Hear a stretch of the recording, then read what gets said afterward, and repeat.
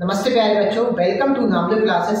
आज हम अपने इस वीडियो में वर्णमाला पर डिस्कस करेंगे, जो आपका हिंदी का एक टॉपिक है और जो आपकी हिंदी है ये आपकी पटवारी परीक्षा में काफी महत्वपूर्ण, कम से कम इसके 25 क्वेश्चन आपके हिंदी की, कम से कम क्या 25 क्वेश्चन ही आपके हिंदी के आने हैं। तो हम डिस्कस करेंगे आज वर्णमाला में। तो आपको सबसे पहले जानना होगा वर्ण क्या होता है। तो भाषा की सबसे छोटी इकाई होती है आपकी वर्ण, और वर्णमाला क्या होता है? तो वर्णों का जो व्यवस्थित समूह होता है उसे हम कहते हैं वर्णमाला। चलिए आइए अब हम आपको बताते हैं पूरा विस्तार से।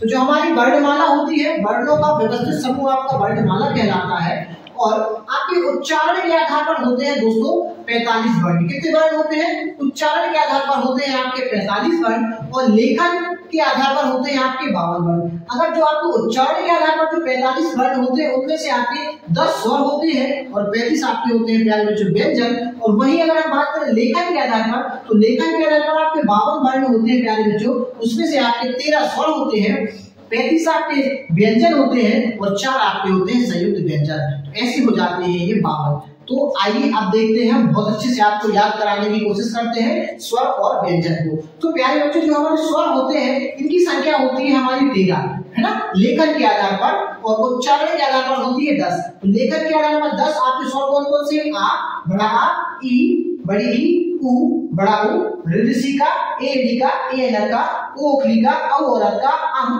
आहा। तो ये होते हैं आपके स्वर आपके 13।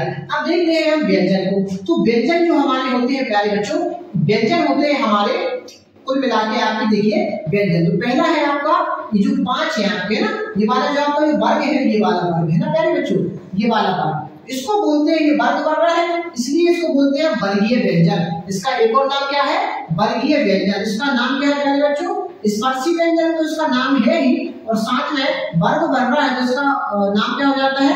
वर्गीय व्यंजन। आप देख सकते हैं ये टोटल मिला के 25 होते हैं ना, तो 25 5 का वर्ग होता है तो इसको बोलते हैं वर्गीय व्यंजन। तो पहला आपका का वर्ग होता है का, खा, गा, घा, ना। दूसरा होता है चा वर्ग, चा, छा, जा, जा, या।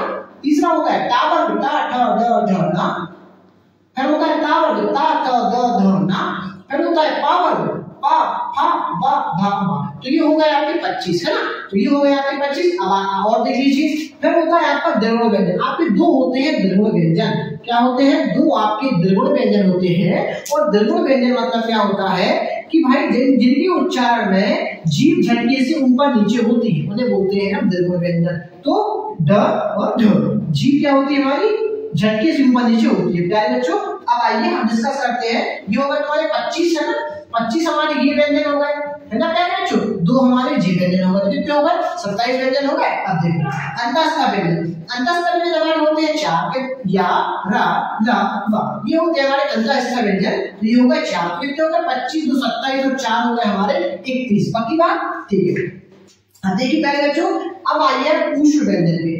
अगला व्यंजन होता है आपका ऊष्म, या ऊष्म को हम संघर्षी भी बोलते हैं, या संघर्षी को ऊष्म व्यंजन बोलते हैं। और ये होते हैं हमारे 4। तो ये होते हैं हमारे 4, शा, शा, शा, हा। तो कितने होगा हमारे? 25, 2 27, 27 और 4 31, 31 और 4 हमारे हो गए 35, है ना।